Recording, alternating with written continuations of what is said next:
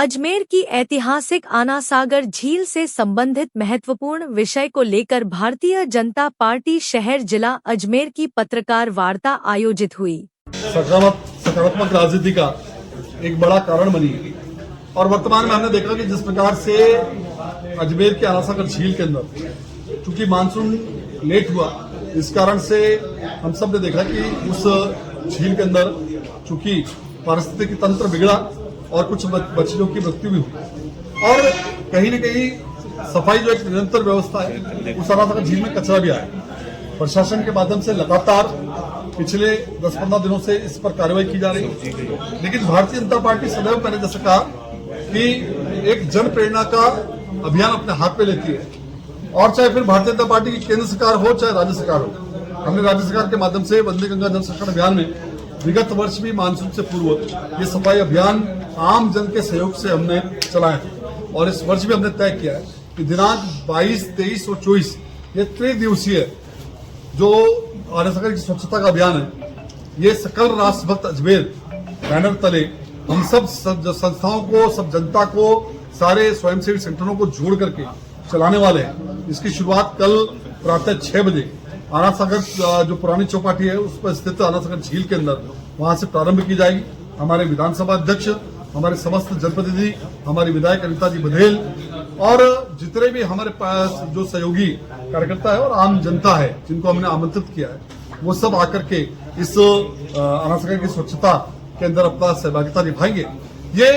हो सकता है कि सफाई का अभियान निश्चित रूप से हम करने जा रहे हैं। ये एक प्रेरणादायी होता है अजमेर की जनता के लिए कि कहीं न कहीं आना सागर झील हमारी है, ये हमारा मान बिंदु है और इसके लिए हम सकारात्मक राजनीति करते हैं, नकारात्मक राजनीति में हम विश्वास नहीं करते। तो मेरा आप सब चैनल्स के माध्यम से आम जनता से अनुरोध है, सभी स्वयंसेवी संगठन संस्थाओं से अनुरोध है कि आप भी आएं और आना सागर को अपनी झील, अपना मान बिंदु मानते हुए इस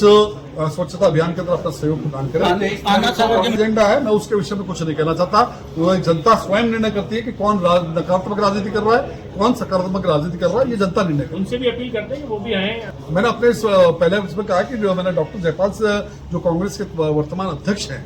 मैं उनसे भी कहूंगा, वो एक बहुत अच्छे लीडर हैं, विधायक रहे हुए हैं।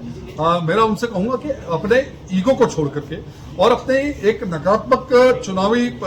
इशू को छोड़ करके यदि वो सकारात्मक राजनीति के साथ बनेंगे तो मुझे लगता है कि जनता के बीच में जब जाएंगे तो कहीं ना उसका लाभ मिलेगा। लेकिन किसी गरीब की रोजी रोटी छीन करके एक दिन का बंद कराकर किसी मजदूर को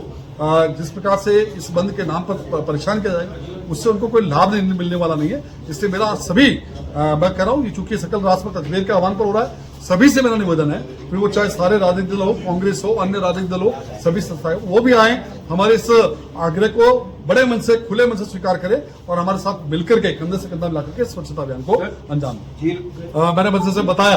कि इस झील के लिए लगातार हमारी सरकार ने जिस प्रकार से प्रयत्न कर रही है, इस झील के अंदर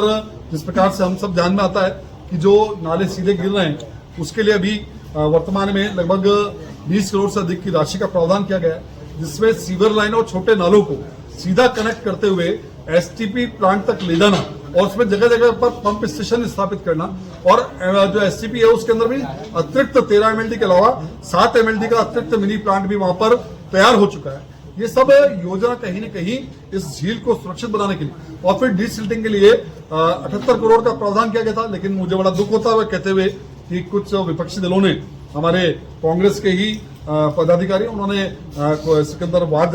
कोर्ट में दायर किया। डीसिल्टिंग का मैं उदाहरण दे सकता हूं, यदि वैज्ञानिक और वैधानिक रूप से डीसिल्टिंग की जाए तो मुझे लगता है कि वो झील के उपयोगी नहीं बल्कि झील के लिए बहुत ज्यादा उपयोगी होगी, इसकी भराव क्षमता भी बढ़ेगी और जो वर्तमान में स्थितियां बन रही है बार बार